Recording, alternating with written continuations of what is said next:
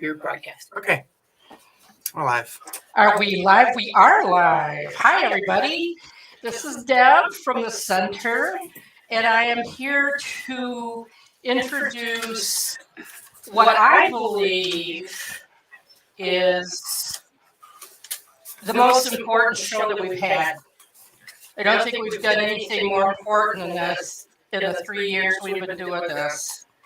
And we're gonna have a conversation about being homeless.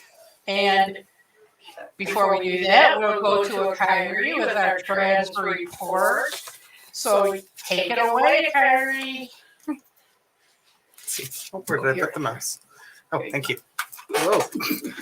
Having some mouse troubles here. Okay, yeah. So it's been a while since we've done the trans report. So I have a pretty quick story here, just at the start. Well, the first is actually a follow-up. I don't know. I even hardly remember the story, me telling the story I was following up on, but the first is a follow-up to the trans refuge bill that was being passed through the Minnesota's Congress about a month ago. And the thing is that, like, not last week, but the week before last week, April 21st, Friday, it was actually signed into law. So that's not too much of it's not too much more new information, but it's just good news that it's signed into law. So that limits the ability for other states to issue out-of-state subpoenas to people in Minnesota seeking, gender-affirming care. So that will prevent, a subpoena being issued and you being drawn out into another state. And for the second story, I wanted to talk a little bit about what's happening in Montana. So in Montana, there's a representative, Zoe Zephyr, who, and I'm sure you might have even heard of her. Recently, have been anti-gender affirming care bills being proposed and passed in the Montana Senate, I believe. No, House of Representatives. Would specifically ban it for minors, I believe, but I don't really know. But when they were doing debates for these bills, Representative Zephyr, she's a trans representative from Missoula, one of Montana's first trans representatives. And she actually asked them to reflect on the cost of banning gender affirming care. And she specifically used the words, as you pray, I hope you look down and see the blood on your hands for passing this bill, because she's of the firm belief, and I'm of the firm belief, that it's a bill that does cause great, actual tangible harm to trans kids in states like Montana. And so after she made this statement, she had a lot of criticism from other people in the House that thought it was an offensive statement, that it kind of violated decorum. And there were some calls to remove her. And amidst calls to remove her for from speaking for like a session, there was a protest kind of in the House of Representatives against censoring her and, taking away her ability to participate in debates. And she supported this protest. Of course, it was a protest for her. And due to the fact that she didn't ask the protesters to calm down, that was the logic for the actual vote to bar her from the floor, like the House of Representatives floor, for the rest of the current legislative section, which is like about a week. So the session is going up, going to be up in a few days, I think, by now. But she ended up getting voted out due to their, on the grounds that she violated decorum. And she opposed this removal because she saw it as kind of silencing the representatives who actually elected her, because she will be able to vote, but she won't be able to participate in debates because she'll just be doing remote work. And another recent development for that is that she also had plans to sue the House for, I think, maybe specifically the House leader who started the proposition to ban her from the Senate. or the house. I keep getting those messed up. And so that's a pretty recent development, and this whole suing thing. So we haven't really heard much from that. But it's good to know, it's good to know that there's some action being taken over it in general. I don't really think I have any other stories to talk about here. Okay. Thank you very much. Appreciate you being here. All right. You know how to put her back in? Yeah, I think so. Let me just put you back in. Listen, I hear Joe with her little directives. Joe, I don't see our other people. Okay, I'll get them. All right. I'll just hang around. Okay, thank you. Yeah. Thank you. Look at, I'm in stereo. Oh, there we go. You know,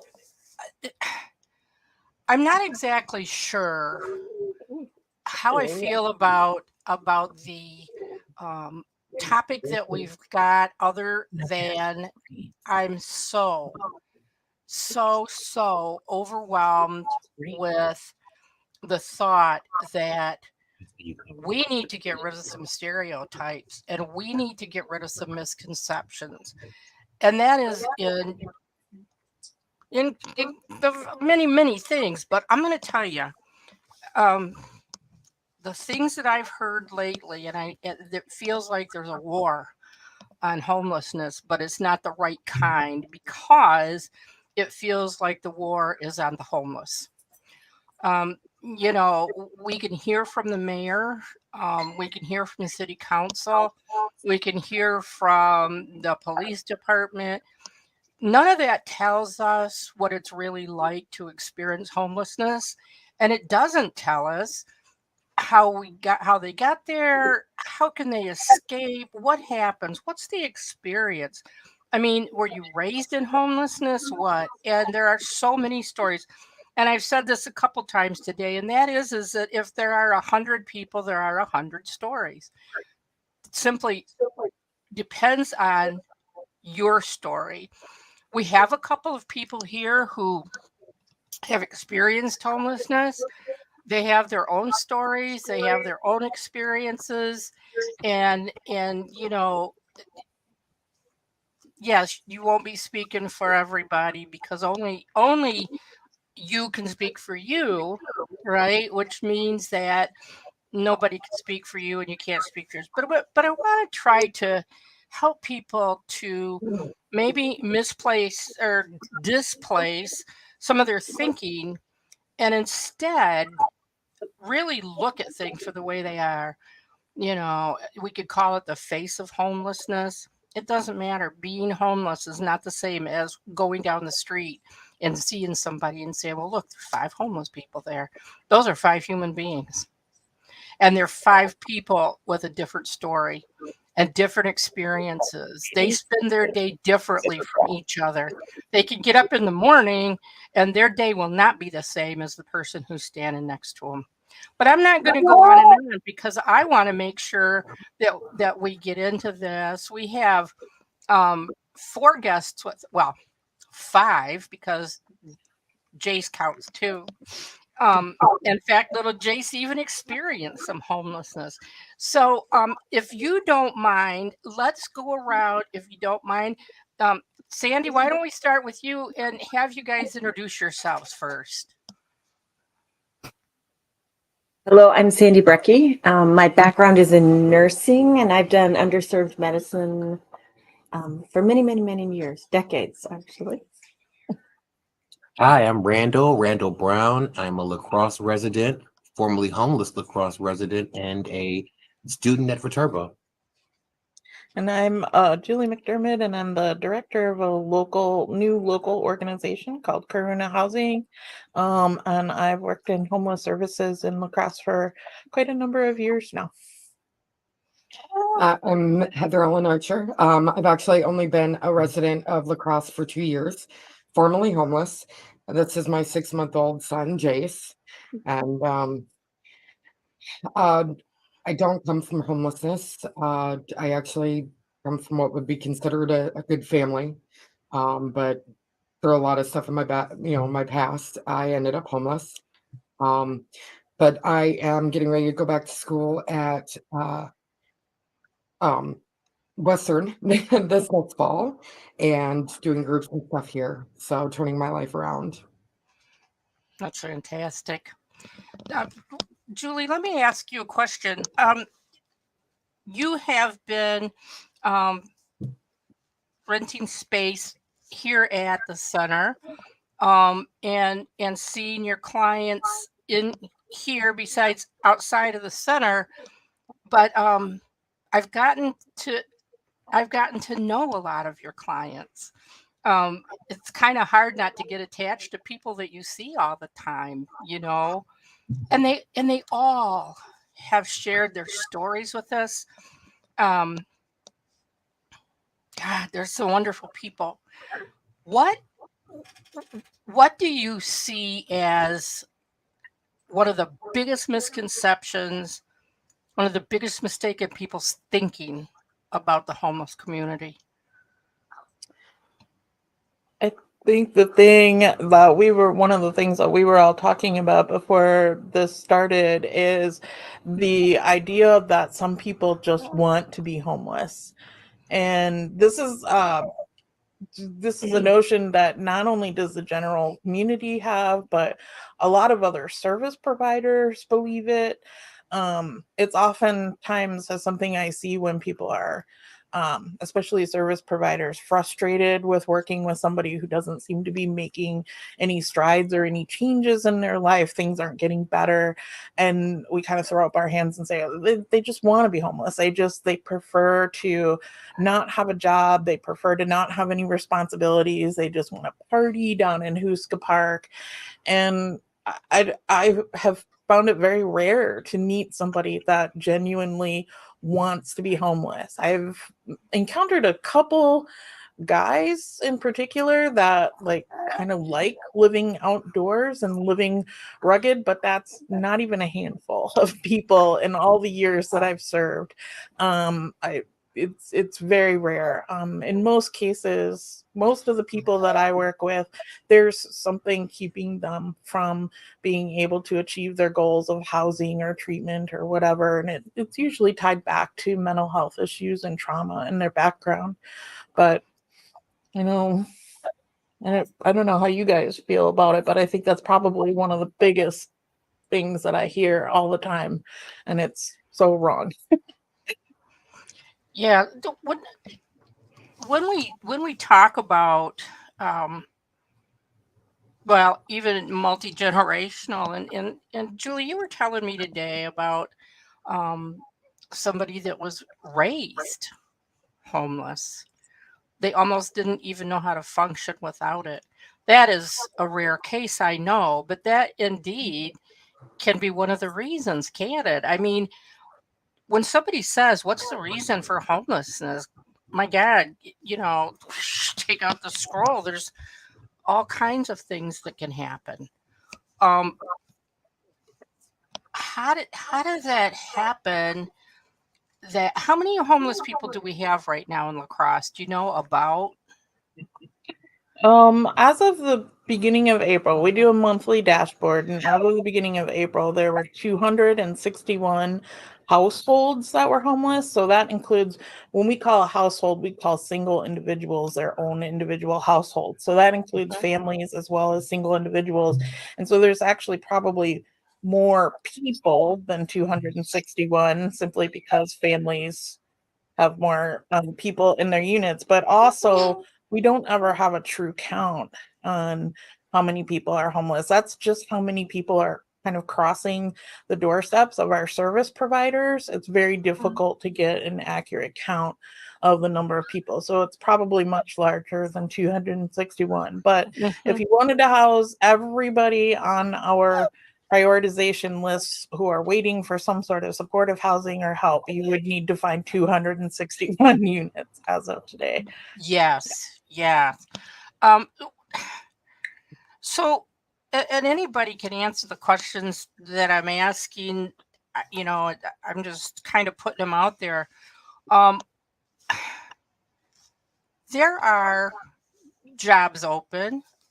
in the city doesn't mean that a person can actually get a job. And Randall, I've known you for a few years now, and I don't know if I've ever seen anybody look harder for a job than you. And I told Randall about 10 minutes ago that you talked to him for about 3 minutes, and you can tell how incredibly intelligent he is. And Randall, and I'm going to say this because you might not, but Randall's now in the doctorate program at Viterbo.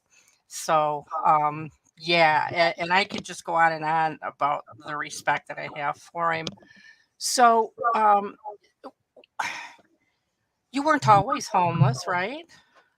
Well, no, I mean, no, I wasn't home. I wasn't always homeless, but I appreciate that, Deb. I just think that one of the things that keeps me engaged, even with the educational goals I've set for myself, is because I would like for this community to know that the supports, the compassion, the love that providers and people in the community offer, even what they attempt to offer, doesn't always fall to the wayside. I think that it's important for people to know that the homeless people that they see on the streets are not the problem, they're the symptom. Mm, And I would like to use my life to show that there is hope and yes. that people can receive help and that their lives can turn around and that the quality of that life can be improved and better. I feel that the changes that I see in my life ripple throughout the community that I choose to call home. And I think that all of us have that power and that capacity. And I would like to use my life to cultivate that in other people that have unfortunately experienced homelessness in this community. Yeah. Thank you for that. Sandy, what is your role, or what is your connection, and how have you been able to try to um, help the situation? What do you find that the needs are besides the obvious? People need a home, yes, but what else? I mean, it, there people think that being homeless just means you don't have any place to sleep. I mean, it just goes so much deeper. Yeah. So again, um, I had worked at the free clinic for many, many years. Um, and so did a lot of medical care with people who were experiencing homelessness. Um, and I think what we know is homelessness is incredibly complicated. The pathways in and out are very complicated. It's never one thing Mm-hmm. that that happens to somebody that they end up homeless. Oftentimes there is some kind of a medical issue underlying it. Oftentimes it's behavioral health. Um, and like Randall said, like this is a symptom problem. People, homelessness is a symptom of, underfunded mental health, underfunded addiction medicine. What we know about the biology of trauma and childhood trauma now is leaps and bounds more than what we knew, 10 or 20 years ago, even. And these are the things that are driving homelessness. And we just haven't caught up to how do we prevent it? How do we treat this? How do we know who's at risk?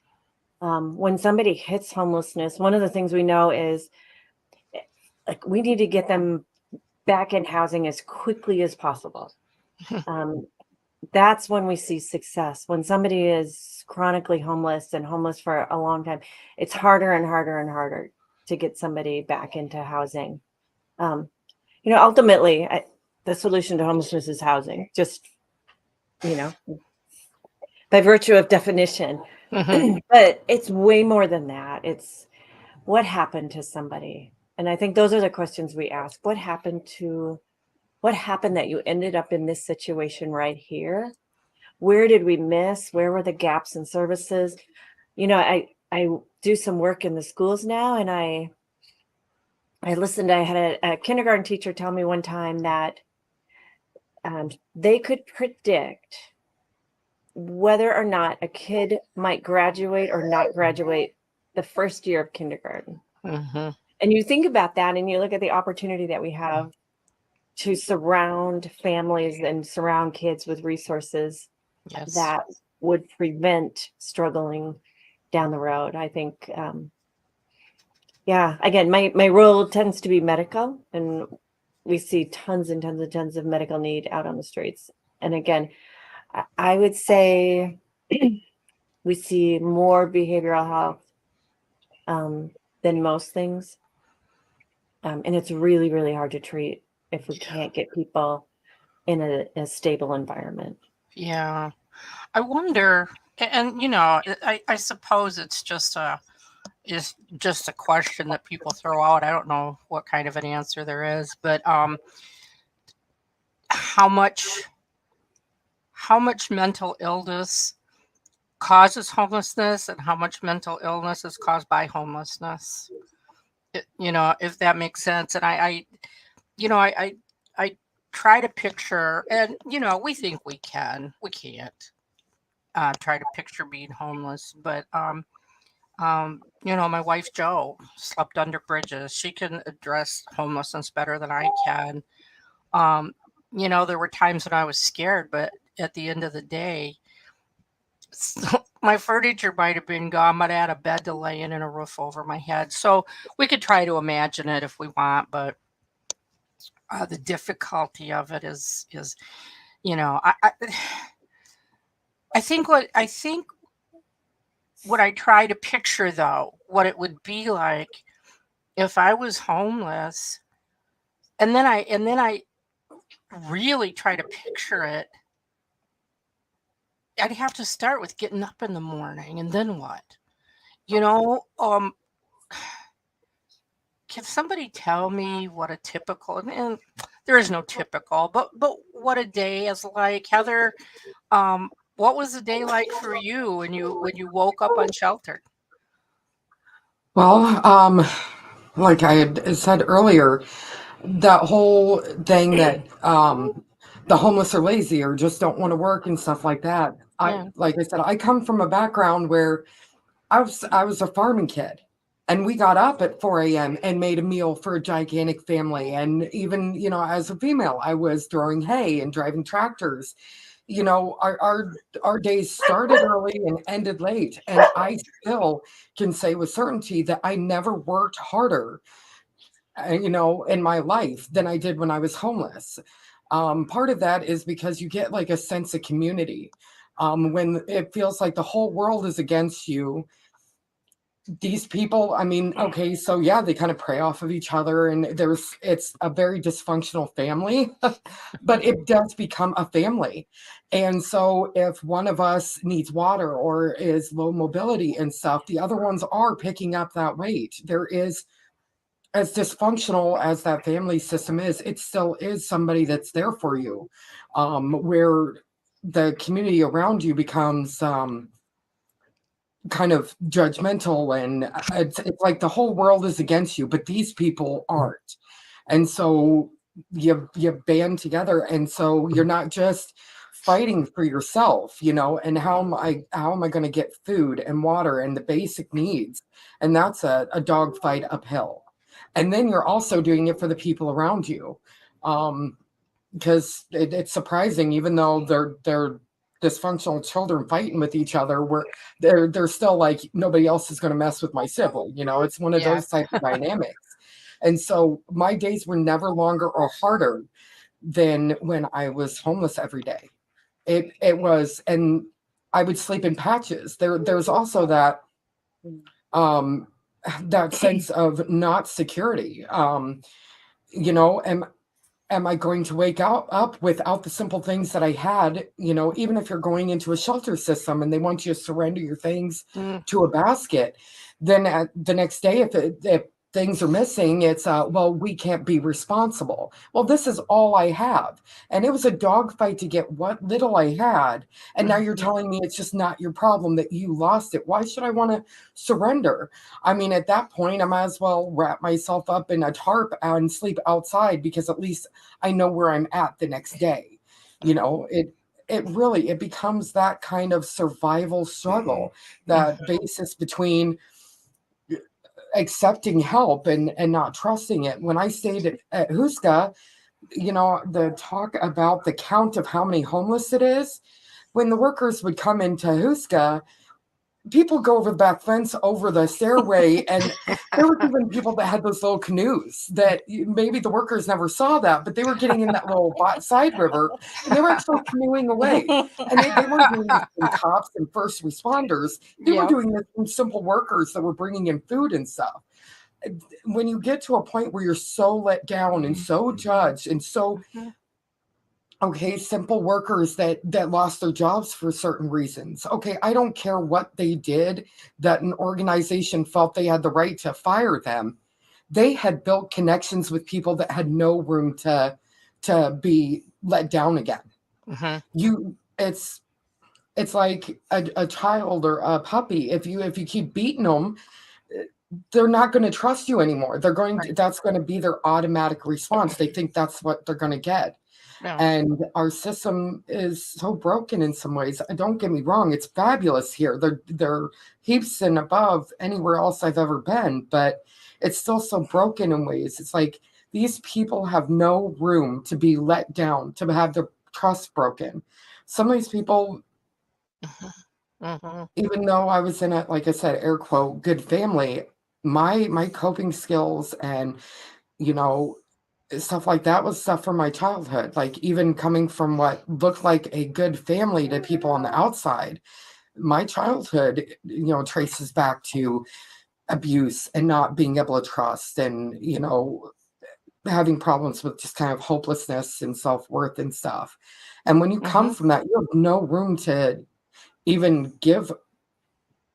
People can put their hand out, but I don't want to take that hand if it's just going to smack me. Like, shame on me. I mean, so literally every day becomes an uphill dogfight. And why should I want to take your help when I'm waiting for how it's going to, hurt me in the long run? Right. There's definitely something to be said to answer your question, Deb, because I can recall days where you get up, you asked about getting up. I can recall it's like, oh, this is the day I'm going to go. I'm going to find a job. I'm going to get a job and I'm going to get out of this situation. I can remember waking up like that on some days. Yeah. And I can also remember some days after the job didn't come. Yeah. And the reason why the job didn't come, that didn't come either. Then you start to wake up and you're like, oh, I don't feel like getting up out of bed. Turnover. What's the point? I mean, I have nowhere to be. I have nowhere to go. I'm hungry, but I ain't got no food. So let me just stay in bed. It gets to a point where you kind of, well, for me, I would just want the day to be over. Yeah. I would want the day to be over. I can remember times where in the day it wasn't so bad because you could go here, you could go there, you could walk around and you could window shop and things are good. But then as it gets closer to nighttime, you're like, oh, wow, where am I going to go? What am I going to do? And you do that long enough and you don't wake up the same. No, I bet. So I think sometimes when people see a homeless person and they ask the question, why don't they work or why can't they get a job? It's not always that easy, from the person that doesn't have clothes for an interview to the person that can't fill out an application to the person that's dealing with addiction and can't pass a drug test. It's easy to blame a person when you don't know the causes. Almost like blaming the victim, right? Exactly. How many times have we asked a woman in domestic violence, what did you do? How many times do we ask a witness on the stand, what were you wearing before you were sexually assaulted? We as humans, we tend to blame the person for the problem that they're dealing with instead of trying to solve the problem that they're dealing with. For sure. That's why I think one of the things that we're very strong in this community is we have a community of people that are willing to roll up their sleeves and solve the problem. Yeah. I mean, there are people that aren't at that space yet, but I would like to focus on the people that are. But yeah, as far as waking up in the morning, depending on the length of time a person may be dealing with homelessness and the conditions of that homeless situation, Mhm. their morning might be completely different from someone else. And Right. I Morning know has a mine different was look. different. Mine definitely fell. I can remember a Christmas. It was Christmas 2017. And I spent that entire day looking for a job. I wanted a job for Christmas. Mm, And yeah. at 5 o'clock, when that job center closed and my email looked the same way it did at 9 o'clock, except for my outgoing resumes, I just felt the break. I Mm, felt it in my mind, the break, you know. yeah. And when Sandy talks about mental health, that's very real. A lot of times we don't consider that the blah cloud that we're going through could be depression. You know, Mhm. we're so used to seeing it, we don't really appreciate the impact that has on one's ability to function, Kind of don't on even one's recognize capacity it, to right? move forward. So mental health is really huge when it comes to trying to understand why people struggle with homelessness. The mental Yes. health thing is huge. And don't you think sometimes people don't even well, and I think you just said they don't even realize maybe sometimes that that's what's going on with That's part themselves. of it. And also, too, I know for me, people can be conditioned to just press on. Mhm. People can be conditioned, and even in our upbringing, people can be conditioned to just don't focus on the feeling, focus on what you're trying to do. Um, Mhm. People can just be so focused on trying to make it, trying to survive, that they don't even really deal with or even are aware of what's going on here. Yeah. That could be an issue. And Mhm. unfortunately, those things kind of blow up. Yeah. You know, Yeah. an unacknowledged or unaddressed issue can only blow up That's true. different Or times. turn inward and The groups that implode, I'm which is in and something. stuff, I've noticed that a lot. And it feels good. It's like, okay, I'm not the only one over here. But yeah, I mean, we're taught to don't show it. Don't, you put on the face. You don't talk about that kind of stuff in public. And people don't Mhm. want to hear that. I mean, even from the whole a child that is, you know, um crying all the time and stuff like that. People don't smile at that child as much as they would my son, who smiles at everybody that he comes Mhm. in contact with. The way Mhm. that they would treat those two child, like nobody wants to deal with complex emotions. Nobody wants to deal with, like, we're all carrying so much baggage that it becomes almost too much weight to take on the next person. So, of course, everybody, I am understanding in that whole, well, they just want to lump it that this is the problem and that's the problem and symbolize, like, oh, well, these people just don't want to work, or they just won't stop using drugs. Or I think it's easier to lump that up because then you don't have to, it's so complex, it's so big when you look at the whole thing. It's that big monster in the corner that nobody actually wants to deal with, because it's humongous. It's like there's no simple answers. It's weighty, and when everybody's already carrying so much, in their own life, it's easier to just get that tunnel vision and keep walking past the person you don't want to see or look at. Mhm. I Because if you you do look that at in it, the you city. might. People that have neighbors next door that they've been there 20 years and they've never even talked to them. I Wow. mean, everybody gets so busy. It's not that they're bad or uncaring or any of those things. It's that so many people get tunnel vision. I mean, I know I have it in my life too. And dissociation is something I see over and over again in all of those groups, like disconnecting from your emotions and not dealing with it. Yes. It creates cycles of self-sabotage. Like, you're not even meaning to. You have perfectly good valid excuses. Well, I lost the job because this happened, my car broke down and everything else. Well, did you not properly maintenance your vehicle when you should have been? There's so many ways that you're subconsciously self-sabotaging yourself. It's self-sabotage isn't just the big ones that we see, the abuse, the substance stuff, the homelessness. It starts way before that, in this cycle of people doing self-sabotage in their life. Yes, in that moment, oh, my car broke down, there's nothing I could have done about it. Well, maybe there was a million little things you could have done about it 6 months ago, but you knew this, you just weren't taking care of it because you have a pattern of sabotaging your life, creating this chaos because of bad coping skills. I mean, every group that I'm in is kind of focusing on that. And that's not something that's redone overnight. Why should I get a job when I'm going to keep losing it? And then next year I've had 6 jobs in a year, and now I can't. I'm like blacklisted. You can't get a job after that point. It's better for me to work through the things that are creating this cycle in my life, and then be at a healthy point going. So sitting and saying somebody, they should just take an apartment, they should just get a job. If they're not ready for it, they're just going to ruin it. And that's ruining everybody's effort. And there's so many programs willing to here more than anywhere in the nation that I've seen so far. There is people standing between, like there's people like Julie that are standing between me and the person they're judging and saying, hey, leave her alone. She deserves to be loved. And it's people like that stood in between that kind of judgment long enough for me to start loving myself.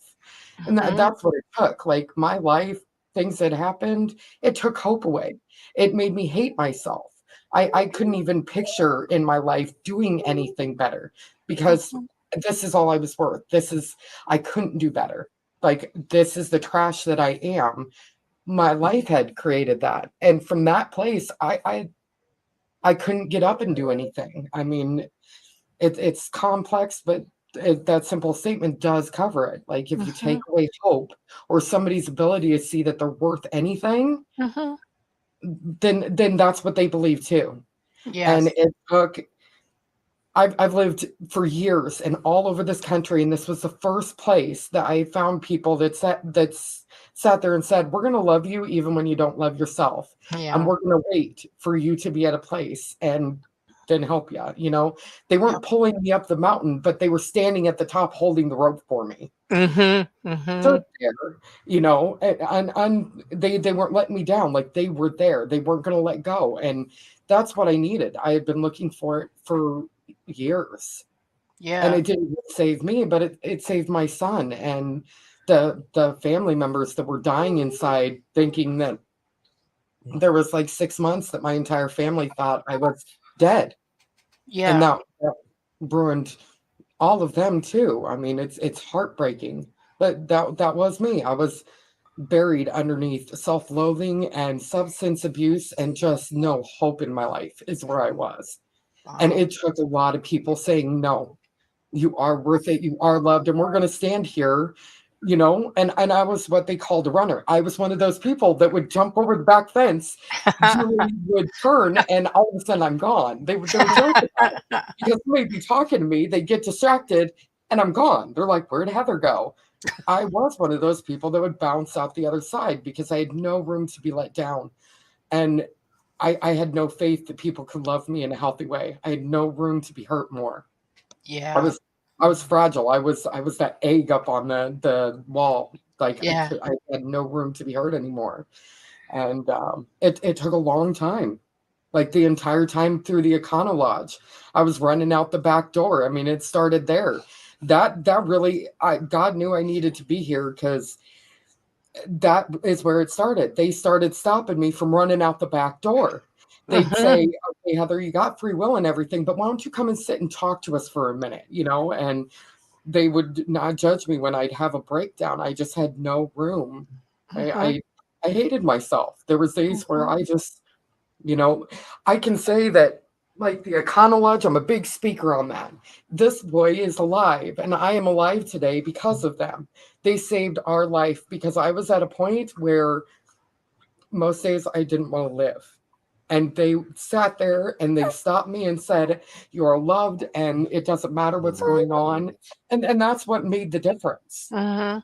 The Econo Lodge, if it did nothing else, it saved me and my son's life.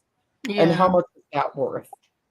I think it did a Yeah. lot more than that. I mean, I didn't stay at the Econo Lodge. I helped out a little bit here and there, but I didn't stay there. But one of the unfortunate things, even when we talk about, how many homeless people were in the community and things like that. And by the way, those numbers are higher than they were last year. I mean, there was a number floating around last year. I'm not going to cite it now, but the number It's you going gave up was a though. whole lot higher than that number. I didn't know that. But one of the things that I think that we don't really acknowledge or even address regarding the Econo Lodge is we count the number of homeless people, we count the number of houses that we need, but we don't count the measurable change in people's spirits that is essential for them to maintain a housing situation once it's built. We don't have the affordable housing that we need, and we won't have it for a while just because of lack of resources and other things going on that are bigger than La Crosse, Wisconsin. But in the meantime, if we could invest in addressing some of these issues that we're talking about now, the mental health, the self-loathing, because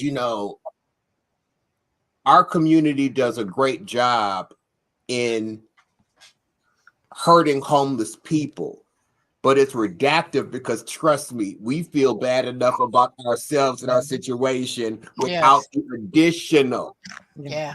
stuff Yeah. that people like to provide. But having said that, we would help ourselves a great deal if we could look at, this success story here. I mean, even prior to you getting a housing situation, there was something that happened in here and in here that makes the housing thing more sustainable. Yeah. Because if that thing here and this thing here didn't happen at the Econo Lodge, do you think you would have been as stable and able to maintain your situation? Not even close. I mean, this is 2 years of the caseworkers here, just like I said, just standing beside me. And I have been doing this years and years. And I mean, it wasn't until here and the steadfast of that. It's taken a long road. It was Gunderson with the individual counseling and the groups designed to help me with. But before that, it was the workers standing in the way. I didn't get a house until December 15th of this year, after Jace was born, and so even after Econo Lodge, like we were back down at the park and trials and tribulations, but I was actually making strides before I got the house, and it took me a long time to be ready. I've created some really good boundaries about I don't have people staying with us and stuff like that, and it took me a really long time to get to that boundary point because, like I said, even if we are a dysfunctional family, those people became the only family, the only trust system that I had. And so when I see them on the street, when I see them hurting, having the strength to say, I love you and I'm here for you, but I can't bring this chaos into my space anymore. There has to be that boundary point. That's hard coming. Sitting in my own space sometimes alone. And I'm not really alone. I have my son. Some people are actually, you're putting them into an apartment and leaving them alone to breathe in their own space. Coming from a background where you became a person that you can't even breathe in your own skin, let alone in a room by yourself. It gets loud in your own head without the noise and distraction. That's a scary thing to put somebody alone when they are eating themselves alive. I have my son and I have caseworkers to reach out to. And even after all this progress, I'm still having to call the Gunderson line sometimes and say, I'm sitting here and I'm about to lose it. Like I'm not okay. And in the homeless community, I can go to the next tent. I can, And there was nights early on that I would put him in the backpack and we'd wrap up and I'd go to somewhere where there was somebody I knew. Because even if it's dysfunctional and not what I want in my life, at least I'm not alone. Bad people are better than no people, you know? And oh, sorry. A lot of times, He was agreeing. yeah, Yeah, a that's lot right. of times you can be standing in a hall. Okay. We can be standing in a hall full of people and we are absolutely alone. Mhm. I think every human feels that at some point. And in low spots in your life like this with the homeless community and things, I think that's more pronounced than other times. I mean, you can be surrounded by people on the street, but when they are tunnel vision, they don't even want to see you Mhm. because then they'd have to, kind of be responsible for like the hardships you're going. You know what? You're absolutely alone. You're right, but I got one up on you on that. When I was homeless, I didn't want to be seen. True. So it's one thing to be cognizant of people averting their eyes and really not trying to see you Mhm. because for whatever that reason is, maybe they don't want to see themselves when they look at you. Maybe it's too close to home, whatever the case may be.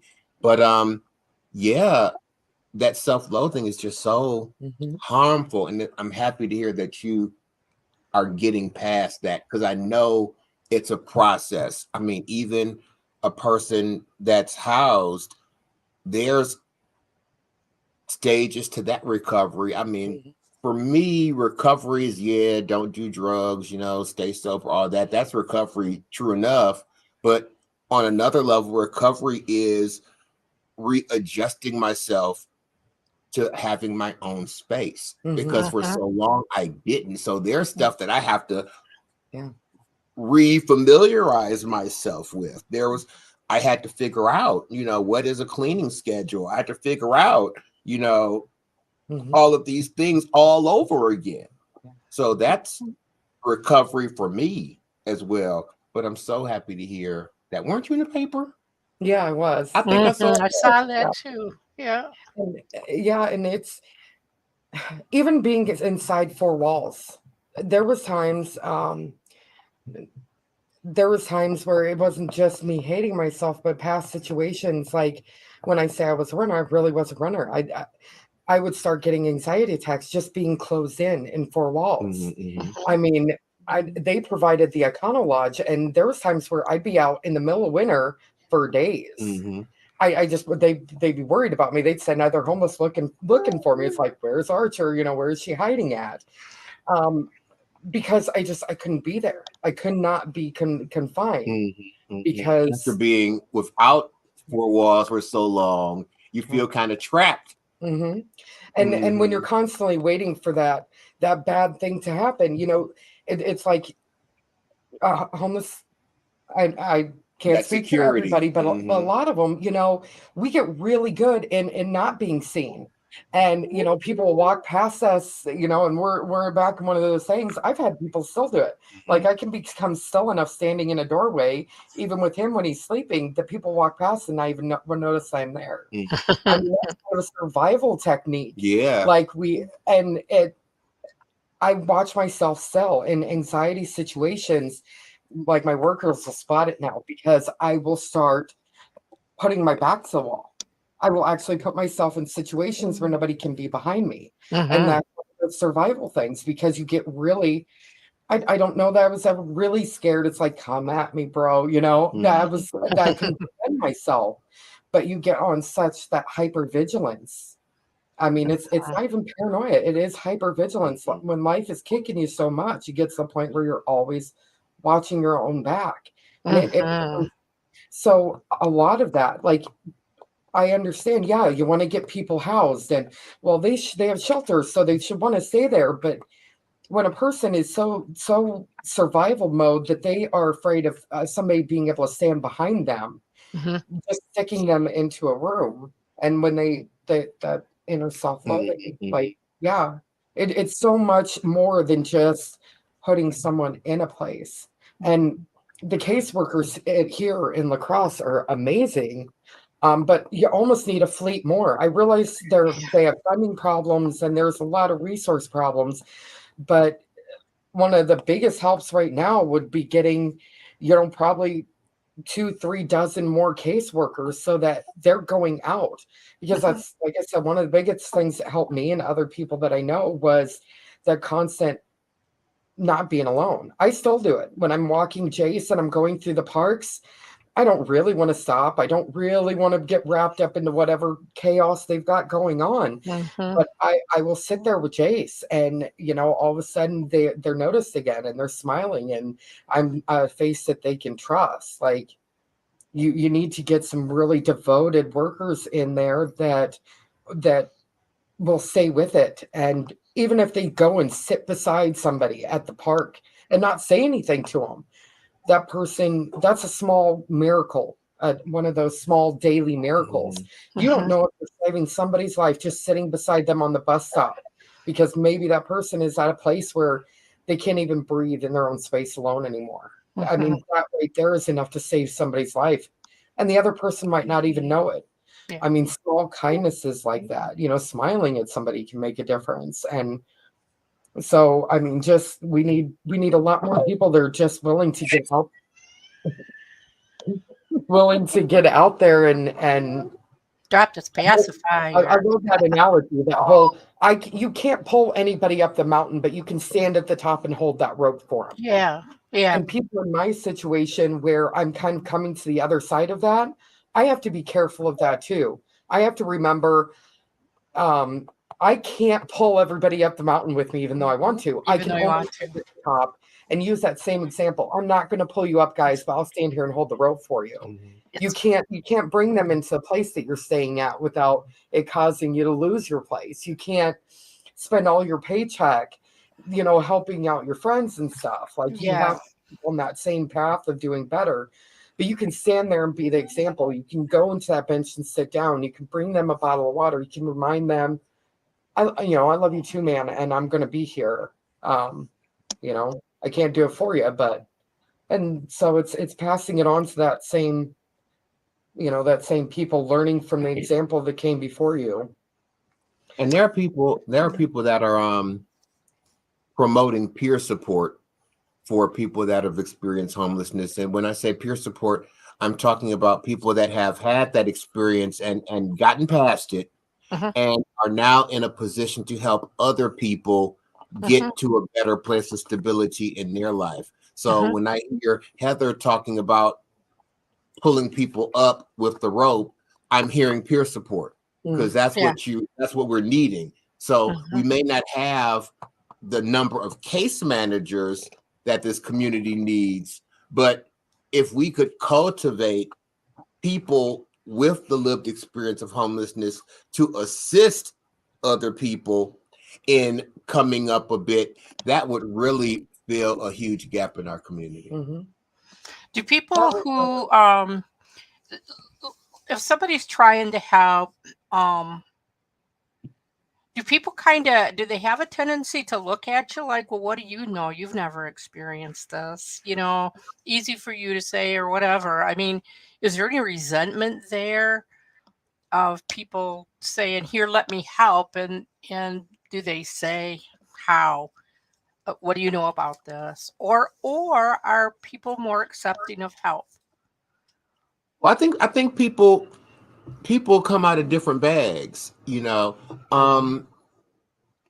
people that are currently homeless have approached me out of that space. So no one is really exempt or immune to that dynamic. But I think that the important thing is for people to really look at what they can do to help, because maybe someone can't pull someone up by a rope, but they can hold someone's shoulders who's holding the rope. Everyone has a role to play. I was reading something very interesting that talked about tearing down walls when people aren't able to see eye to eye. They want to tear down the walls that are dividing people. And someone said maybe they should turn the wall over and turn it into a table.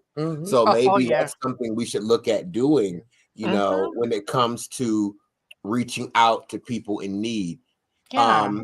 On that note, if you have an unfortunate situation where a homeless person might have gnarled at you or made you feel some kind of way when you were just really trying to be a good person and help them, please don't take it personal, because as I know for myself, I just don't. When I was homeless, it was very seldom I wanted to be bothered with anybody. Yeah. I really, and I think that's just part of the condition. You really don't want to be bothered with anybody. You don't want people up in your face. You don't really want people to smell you. You just, it facilitates being antisocial. Yeah. So when people are kind of mean to you, don't take it personal. Don't take it personal. Yeah.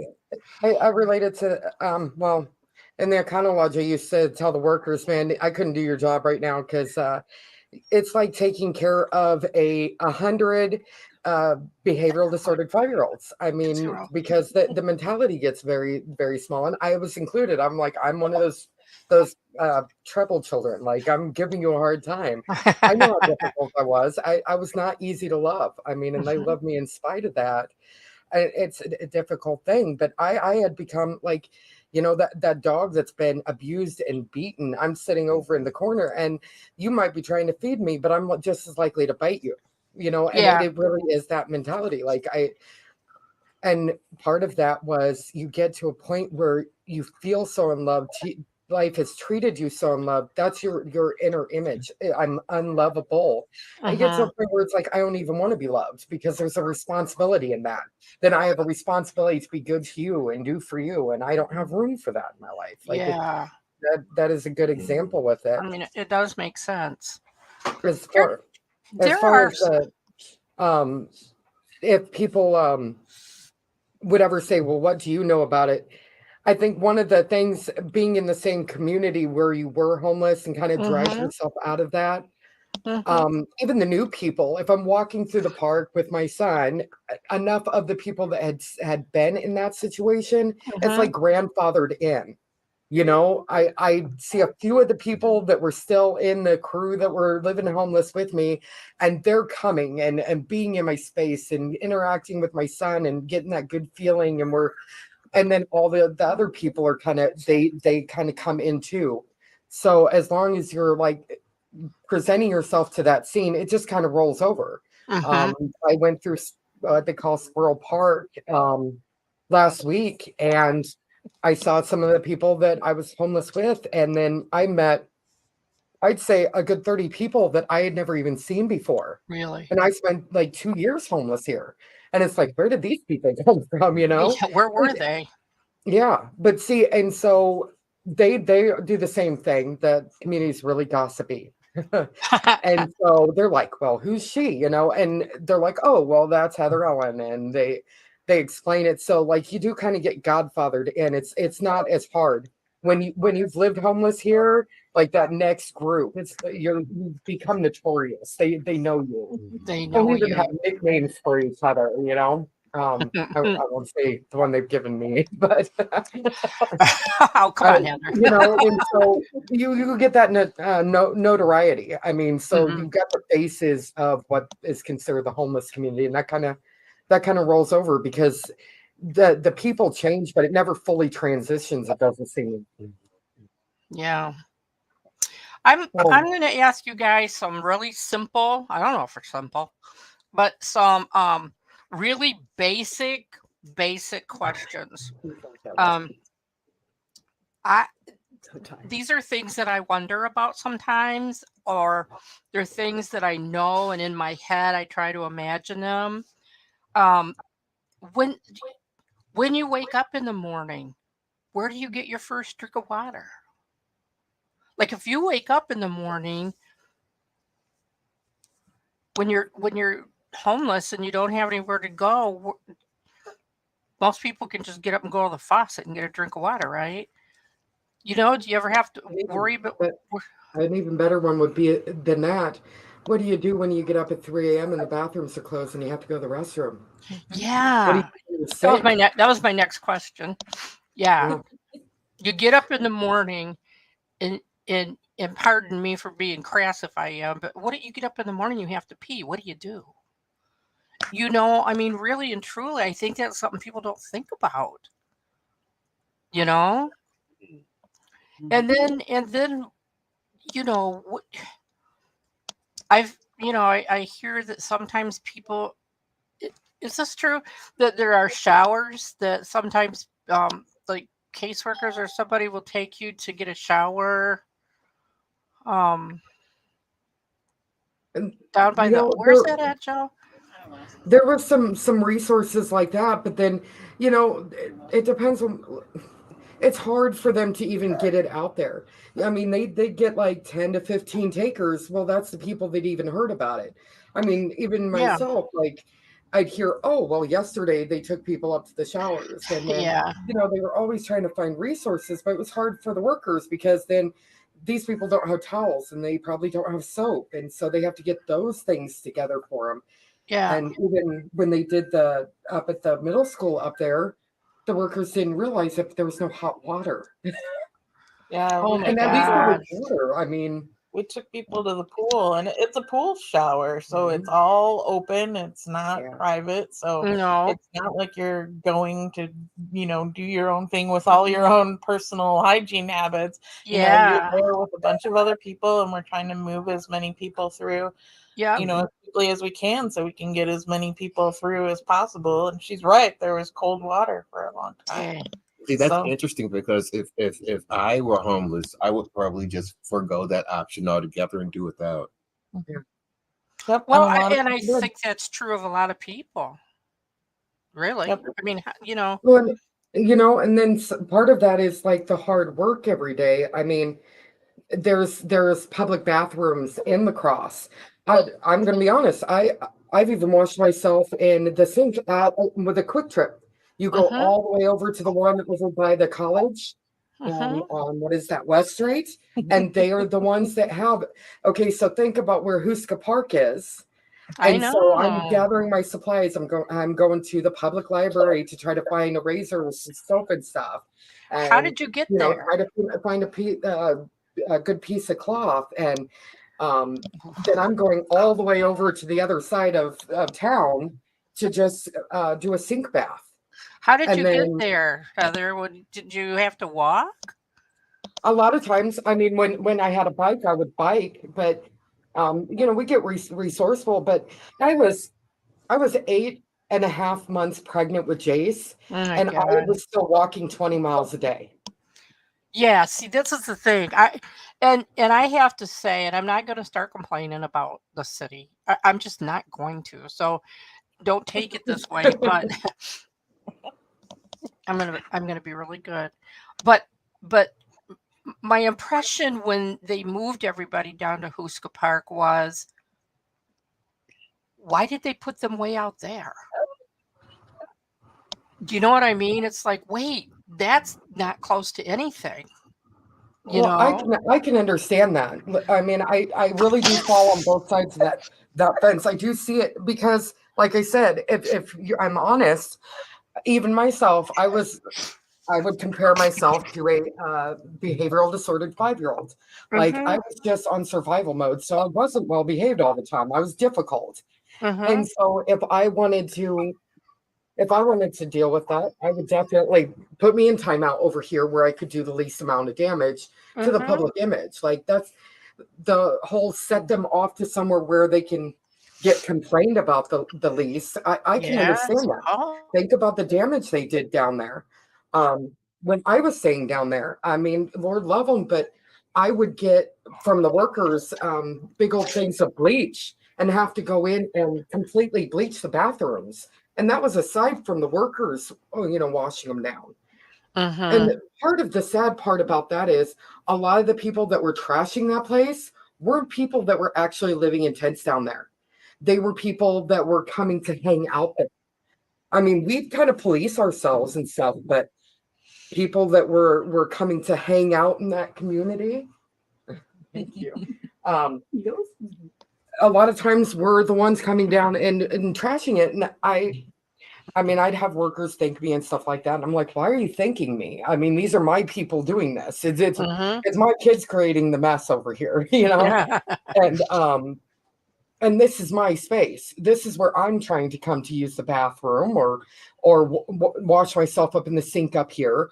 If they trash it, then I can't come in here and use it. And so there is accountability down there. Jonathan and Eric for the city, their job was extremely difficult. They were constantly having to come down there and truckloads of trash that they were putting into the dumpsters. It was an everyday dogfight that way for them. I felt bad, and I was just as bad. I was a hoarder for a while. They're really bad. I was terrible. So they were constantly having to be on me. But yeah, You know what I find really difficult. interesting about this is that What? as we talk throughout this, and because I've been able to work with Heather for close to 2 years now, is that as far as she has come, she still refers to herself as a problem, and she still sees Yeah. herself, and she still refers to herself as really difficult. And yet, like at the Econo Lodge, our staff like lovingly called her a runner because they loved her. She was so easy to love, and so such an interesting person and somebody that everybody wanted to help. And yet, as far as you've come, and you've come a long way, it's huge, it's amazing, but you still see yourself that way, Yeah. and how long does that take to like pull out of you, As I'm and finding through counseling, though, if I'm tracing it back, it wasn't that trauma that I had a trauma in 2018, well, 2015, and by 2018, it completely derailed my life. I was at a pretty low, and I have been, slumming it in my life ever since.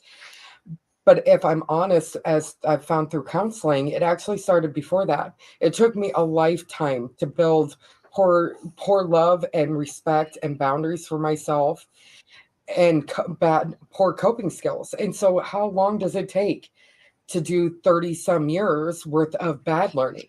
I mean, if I have to, if it's going to take each day, to replace, then I've probably got 30 years of correcting 30 years of Wow. damage. And that's what I've come to accept in my counseling, that I always, when first I started working with them, it was all about the loss of my child and stuff. And I'm just like, that's what did it. But through counseling, I'm finding out, well, no, my poor coping skills and all my problems were sitting there waiting for some kind of trauma like that to send me on this path. I mean, it was there a long time before that. So counseling is actually having to go back even further. Even farther. I'm dedicated in a group and individual counseling every week, and I'm still just barely, working those issues. I still, I do see myself as a problem. I'm still struggling and trying to Yeah. overcome, and it's they say I'm strong, and they saw me as really lovable in the first place, but I saw myself as a real problem. I'm sure people see different than you do. When we look within, we do not see what other people see. We see what's been ground into us, I think.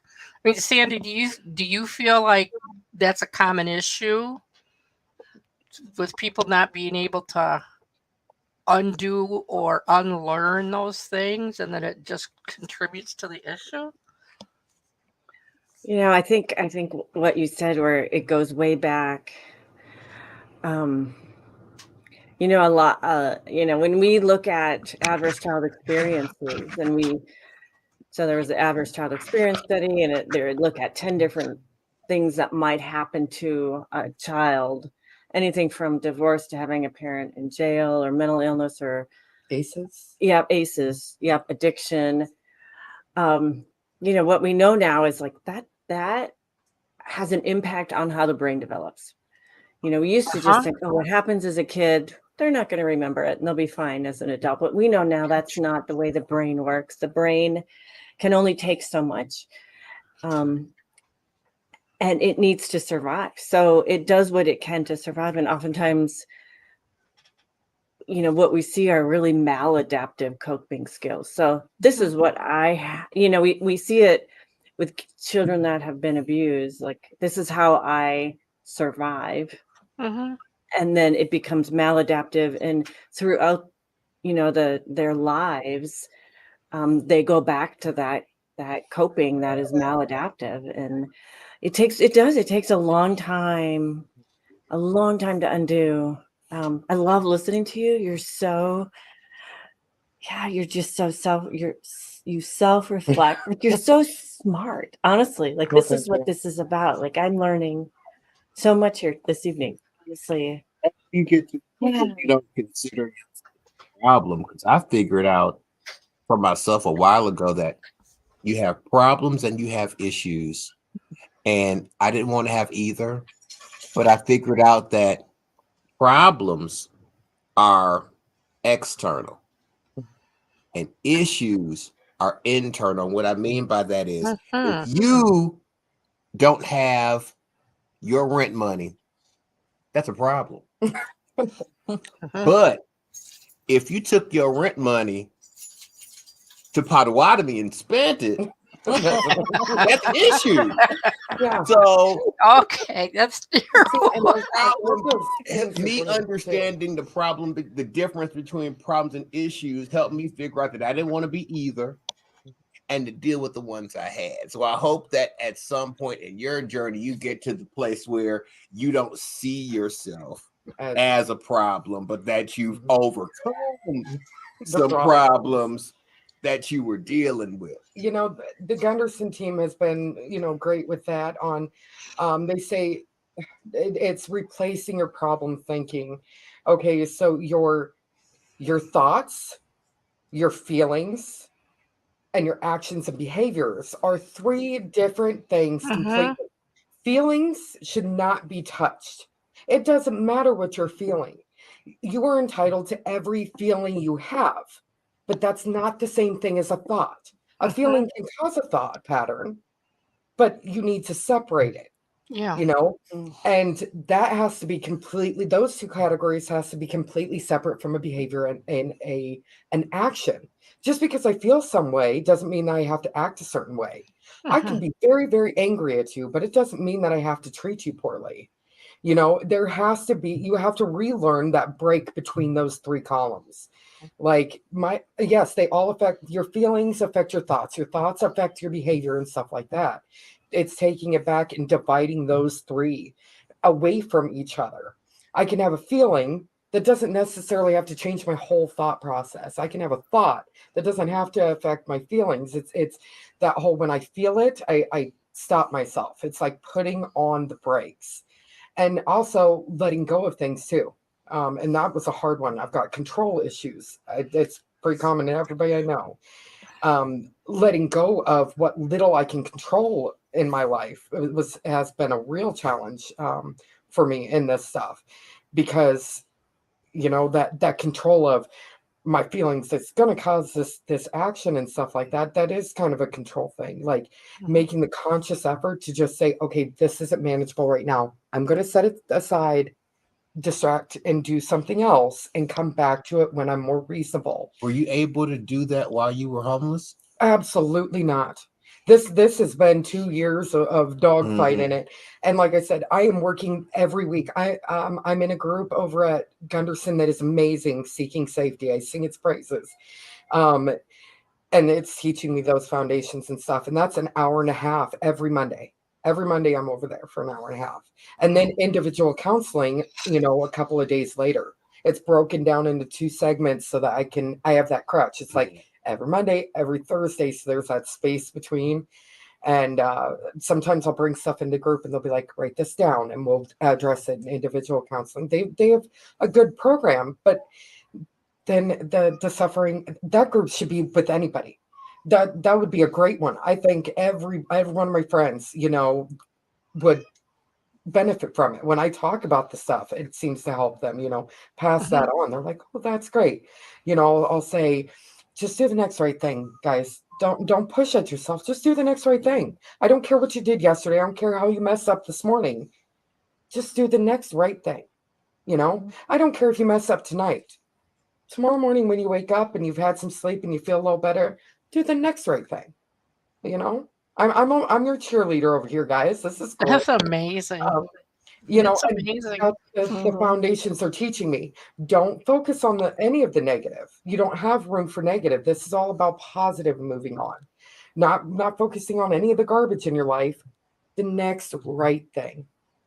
Yeah, I've got all of this stuff that's happening and I'm chaos and my mind is going crazy. Wait, Heather, what can you do that's the next right thing? And I get the big smile. I'm like, yes, I get it. Put all that stuff down. Next right thing. Progress, not perfection.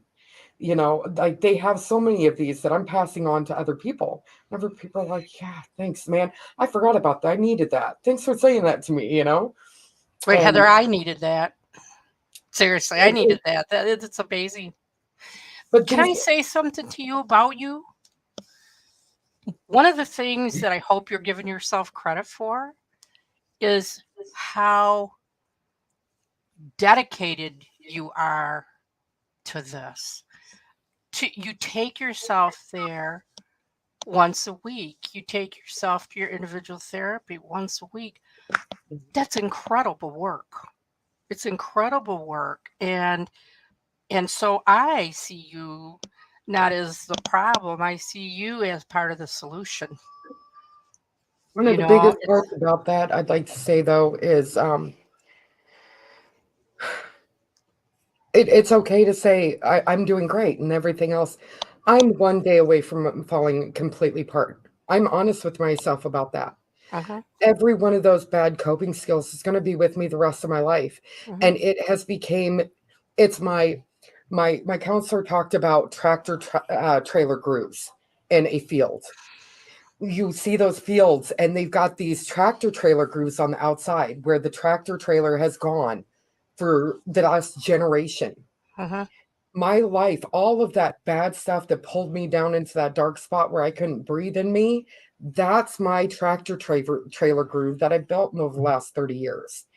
And so I'm going to be fighting for my own self-worth and betterment because that trailer groove I'm going to get out of it. I'm building a better way, but that original tractor trailer groove is still going to be always waiting for me.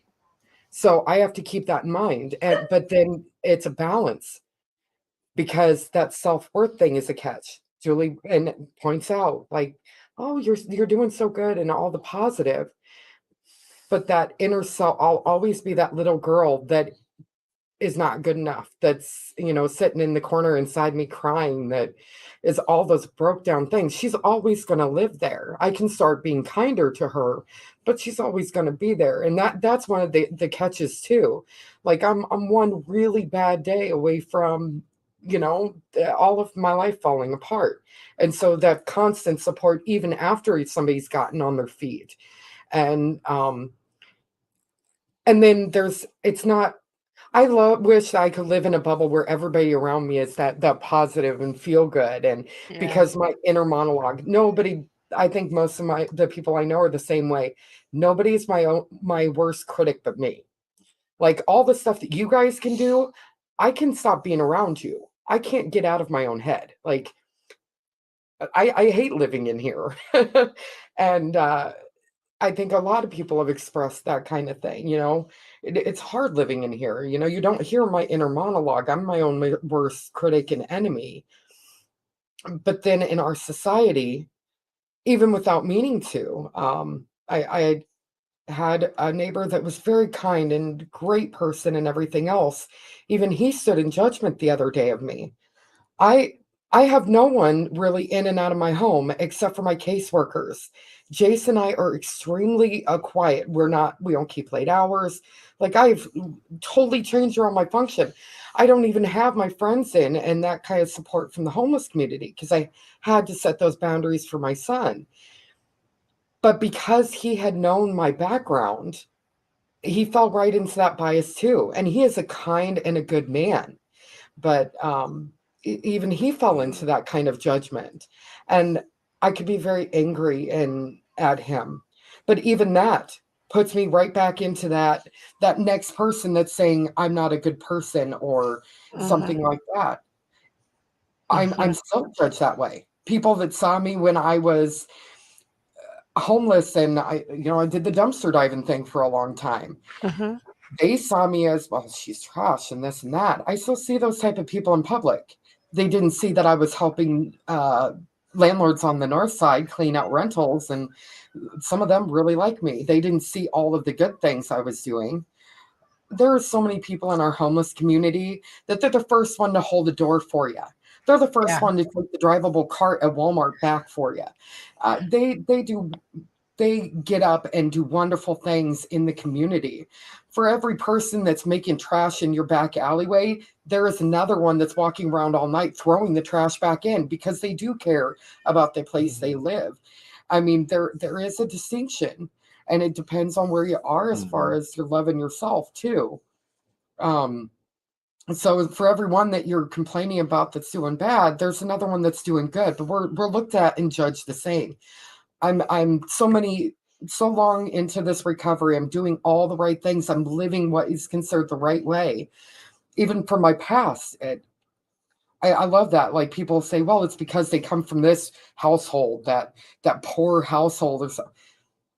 I come from what is considered a really good family, but behind closed doors, I was being severely abused. I ran off and was homeless at 12 years old, and it took 2 weeks for my family to realize I was gone.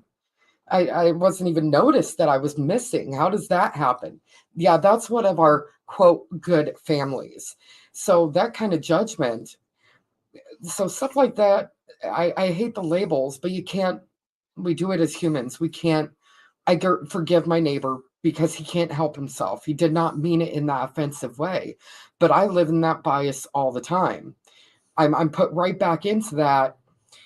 You know, she must be a criminal. She must be all these bad things because I was homeless, or and people coming from.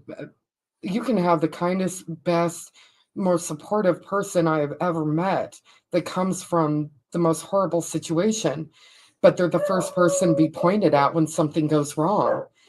And it's disheartening for them because when they're sitting in their head and it's playing on a loop, you're worthless, you're not good enough. When that is the only commentary in my head, 100 people can tell me I'm good enough and I'm loved and I'm great.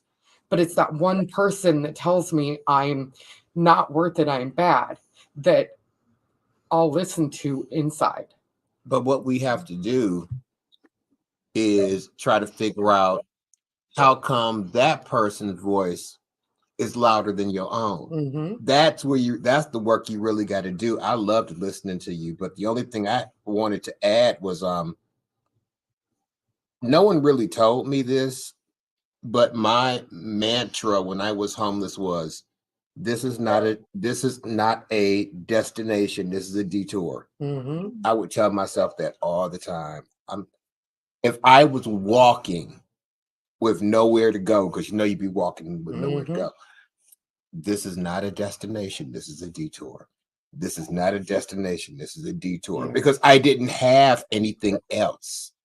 I didn't have anyone else at the time. So I had to tell myself that this is not a destination. This is a detour. I didn't know where I was going, but I knew I didn't want to stay where I was. So, Deb, when you talk about people feeling that homeless people are there because they want to be, I can't speak to that, but I know it certainly wasn't my desired station in life.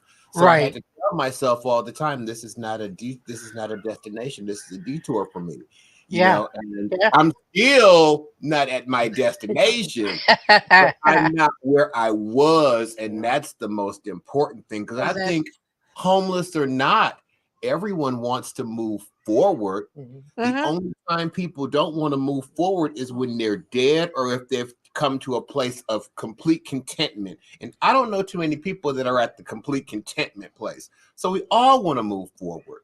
But it's a mirage. That this is not a destination helped me to do that. Yeah. And I'm just hopeful that maybe someone listening to this will take that, wherever you are or wherever you're trying to go is not your final destination. You're just at a detour right now. And we all have come to points in our lives where we might have lost a sense of direction. Mhm. The work we do is trying to get on that right path. And it's good to hear that Heather's staying on that path. I'm trying to stay on that path. We got people like Julie and Sandy that are helping navigate people. So we're getting there slower than anyone would like for sure, but we're getting there Right. individually and as a community and hopefully as a society as well.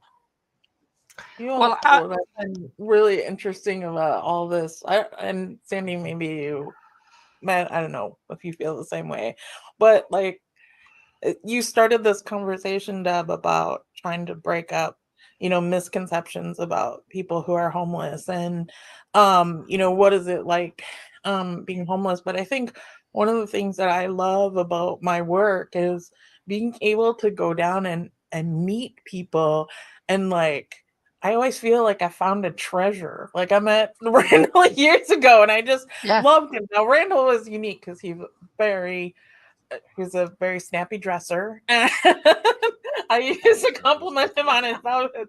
But like to uncover these people that are so interesting and so intelligent, and somewhere down the line they just got buried in what Mhm. life had to shovel on them. And Right. I would say there are very few people in Huska Park that I mean, I haven't had a chance to talk to everybody in Huska Park or in Cameron Park or, in our homeless population. But when I have the time, I love to sit down and talk with people and get to know people. And I mean, you take the homeless away, and the people I've met are just endlessly fascinating and Mhm. intelligent. I mean, Mhm. Randall is much smarter than I could ever hope to be. And like, Same. He's and amazing. and talented, in all different kinds of ways, artistic ways, and good with mechanics. And yeah, and I just if people gave folks like half a chance, like Mhm. yeah. And I have to admit something, and that is that I have never had any kind of fantasy in my head that anybody wanted to be homeless. But it was easy for me to look at the homeless population. Like some of the teachers that I used to work with would look out at their class and all they'd see was a sea of faces, and they weren't individuals. And I think that I would get to know somebody maybe, and I had even met people in Flint and that kind of thing. But point I'm getting at is when you started renting the office here at the center, and I started to know a lot of those people on a one-to-one basis. And when they started coming and sitting in my office and talking and telling me their stories, but not just that, their daily stories. And I mean, we talk about books and which one did you read? Did you like this? And do you like that author? And just you name it. But the point being is that's what I got to know people individually as people. I hope I never did look at people that were homeless as not individuals, but I didn't know them. And this was my opportunity to know them. And that's what made me realize we need to do something if we can change one little inkling of people's stereotypes and misconceptions and crazy ideas about our homeless population. I mean, I would sit here with all of you until midnight tonight if I could. And I know I've kept you a half hour longer, but if you are out there, one of the biggest surprises of my life was when I was in Flint. There was a gentleman sitting outside a place called Water Street Pavilion, and it was owned by the university. It just had restaurants and stuff in it. And there was a man sitting there, and you know, long beard, long hair, and kind of a dirty face, and he was sitting there kind of hunched over and just sitting there. And I walked up to him and I said to him, "Are you hungry?" And he said, "Yes, ma'am, I am." And I said, "Would you like some lunch?" And he said, "Yes, yes, ma'am, I would." And I said to him, "What is your name?" And he sat back and sat up and looked at me, and he said, "Why, my name is Jim, ma'am, but nobody's ever asked me that before." He didn't he didn't know what to make of the fact that somebody had asked him his name, you know? And and that was the day that I realized we just look at people like like nameless faces, you know? And we do that with any group of people, unfortunately, you know, but there's so much and I said at the very beginning of this show, it feels to me like war has been declared on the homeless population. Donald Trump thinks that we should put them in concentration camps. Um, and he's so serious. And you know, that kind of thinking scares me to death. Uh, you know, if we can change one mind, you know, by talking about this tonight, it means so much to me that you all came on here. And Randall, I know you were a little hesitant, and I love you for coming on here. It's like I said earlier, I've known you for a minute and have huge, huge respect for you. And I probably don't say that very often. I guess I don't, and I should because I do, you know. And Julie, oh my God, there is no way to even almost begin to describe one tiny, minute bit of what you do, you know. And um, I could sit here till midnight talking about what you do. And I have seen you work yourself to the bone, work yourself to death. And I have seen you cry over the things that you want to accomplish, over things that happen to people that you have learned to love because you did get to know them as people and individuals. And Sandy, oh my gosh, I hear so much about you, and I am so glad that I've gotten to know you, and I hope I get to know you better. I'll have you back on here for another topic if you're not careful. But yeah, thanks you guys so much, so very much. And maybe we can do this again for a part 2. Hmm? All right. I'm going to Yeah. let you go for now. Folks, I hope that you have a chance to at least hear or think about some of the things that you heard here tonight. And if you see somebody and they don't want to not be seen, because like Randall said, sometimes people don't want to be seen. Oh my God, ask them their name and discover the fact that there's a person under all that. Um, Jim that I bought lunch for, a month later, I saw him and he had his hair cut and his beard shaved, and I don't know what happened. Something good happened to him, and just try to be part of the good things that happen and help people, um, knowing it could be us. All right, well, we're going to go for now. Thank you, three, and thank you to Heather. I think Heather and Jace are just on the other side. So, yeah, yeah, I've loved this tonight. Thanks so much. Thank you. Okay. Good night.